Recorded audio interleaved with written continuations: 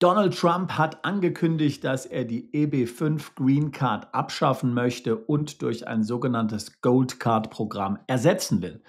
Was das für dich genau bedeutet, das wollen wir uns einmal in diesem Video anschauen. Es gibt ja verschiedene Green Card Kategorien. Eine relativ beliebte Kategorie, insbesondere bei Asiaten, ist die EB5 Kategorie. Damit kann man einen relativ hohen Betrag, wir sprechen von ungefähr $1 Million, in den USA in ein aktives Unternehmen investieren. Das muss dann damit 10 Jobs schaffen und dann bekommt man die Green Card, sozusagen ein Golden Visum für die USA. Ich persönlich finde dieses Programm nicht besonders gut. Es ist teuer, es ist eben vollgestopft mit Chinesen und mit Indern. Als Deutscher gibt es normalerweise vielversprechendere Wege, in die USA zu kommen. Man kann L1 wählen oder eben man kann auch ein E2-Visum beantragen und dann später auf die Green Card wechseln. EB5 in der Regel für unsere Mandanten nicht sehr attraktiv. Und wie gesagt, es gibt viele Varianten der Green Card. EB5 ist ja nur eine davon. Wer zum Beispiel herausragende Fähigkeiten hat und sich bewährt hat als Wissenschaftler oder als Geschäftsmann, Sportler, Künstler oder in irgendeiner anderen Kategorie, kann ebenfalls die Green Card erhalten. Es gibt auch eine weitere Kategorie der Green Card, das ist die NIW Green Card, also EB2 NIW, die war in den letzten Jahren besonders attraktiv. Diese steht Personen offen, die eine in den USA nachgefragte Qualifikation haben. Das können zum Beispiel schon Piloten sein. Da braucht man dann auch wiederum keinen Sponsor, das heißt also keinen Arbeitgeber in den USA zu haben, der diese Green Card sponsert. Man kann sich dort selbstständig bewerben und bekommt sie dann auch nur einfach aufgrund der Tatsache, dass man einen bestimmten Berufsabschluss hat und die entsprechende Berufserfahrung. Ein Vorteil, den EB5 tatsächlich hatte, ist, dass man im Grunde genommen es als eine Art passives Investment bezeichnen kann, auch wenn es de jure kein passives Investment ist. Man kann sich das so vorstellen, zum Beispiel, dass Hilton sich dazu entscheidet, ein neues Hotel zu bauen. Sie brauchen dafür 200 Millionen. Dann gibt es eben 200 solcher EB5-Investoren, die dort jeweils dann 1 Million investieren. Die sind alle Members einer LLC, sind also de jure alle Mitunternehmer, aber de facto ist da natürlich kein unternehmerisches Handeln notwendig. So, Trump möchte nun Folgendes machen. Er hat gesagt, er möchte dieses EB5-Visum streichen. Er möchte stattdessen eine sogenannte Gold Card hier auflegen. Für diese Gold Card wird man $5 Millionen investieren müssen, also 5-mal so viel als für EB5. Damit hat man die gleichen Vorteile, sagt Trump. Man hätte dann auch wieder die Möglichkeit, eine Green Card zu bekommen. Aber man hat noch weitere Vorteile. Die weiteren Vorteile sind hier mehr oder weniger ein direkter Weg zur amerikanischen Staatsbürgerschaft, womöglich noch direkter, als dies ja auch mit der Green Card möglich ist. Da kann man dann auch auf die Staatsbürgerschaft wechseln. Und Trump hat auch gesagt, dass Auslandseinkünfte möglicherweise steuerfrei sind. Das wäre natürlich hochattraktiv für ausländische High-Net-Worth-Individuals, die ausländische Dividenden, Kapitalerträge, Krypto etc. haben.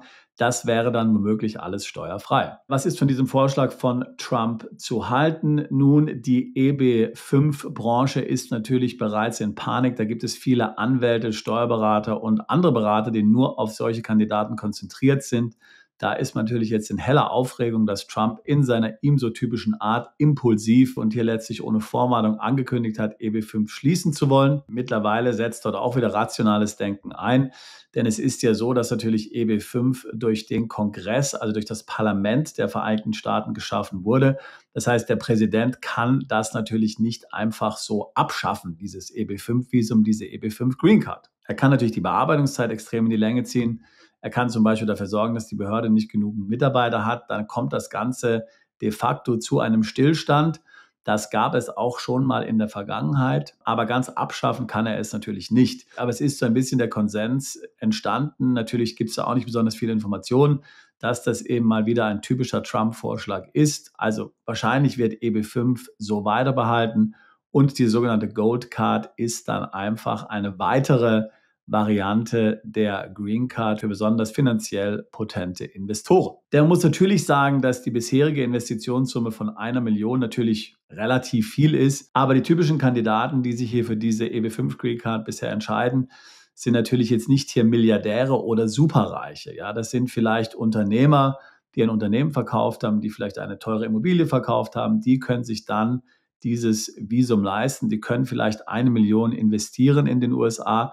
Ob die auch 5 Millionen investieren könnten, wage ich mal sehr stark zu bezweifeln. Das heißt also, die Leute, die 5 Millionen investieren können, das ist schon eine ganz andere Kategorie von Kandidat. Ist es dennoch attraktiv? Ja, ich halte es absolut für eine attraktive Option, diese 5 Millionen zu investieren. Vor allen Dingen dann, wenn es die Vorteile gibt, die ich vorhin angesprochen habe. Das heißt ja einen direkten Weg zur Staatsbürgerschaft und möglicherweise eben steuerfreie Auslandseinkünfte.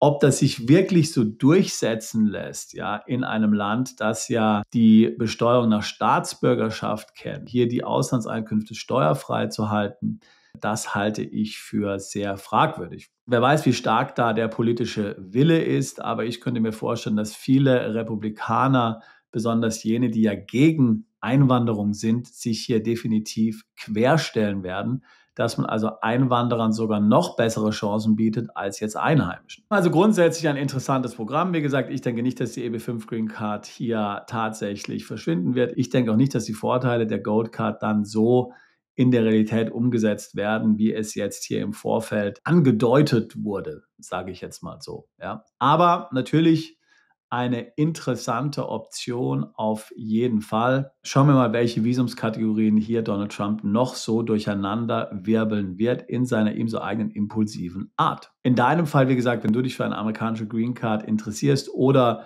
für ein amerikanisches Visum, es ist ja viel einfacher, in die USA umzuziehen mit einem Visum. Ich hatte vorhin von L1 gesprochen, E2 ist auch eine Option oder E1 für viele Deutsche. Viel, viel einfacher, viel, viel schneller als so eine Green Card. Wenn du aber Interesse hast an einem Umzug in die USA, dann würde ich mich freuen, mit dir ein Beratungsgespräch zu führen.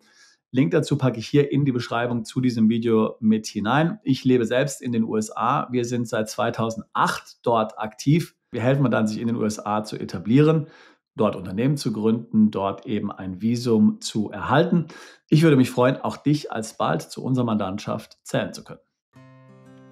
Bist du Unternehmer, Freiberufler oder Investor? Zieht es dich schon lange ins Ausland? Mach heute den ersten konkreten Schritt in eine Zukunft mit mehr Geld und mehr Freiheit.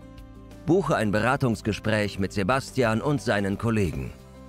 Unsere Kanzlei unterstützt Mandanten wie dich dabei, deine Steuerlast legal zu reduzieren, Vermögen aufzubauen und zu schützen und deine persönliche Freiheit zu maximieren. Profitiere jetzt von unserem Fachwissen und unserem Netzwerk. Gehe zu mandatierung.com und werde Mandant unserer Kanzlei.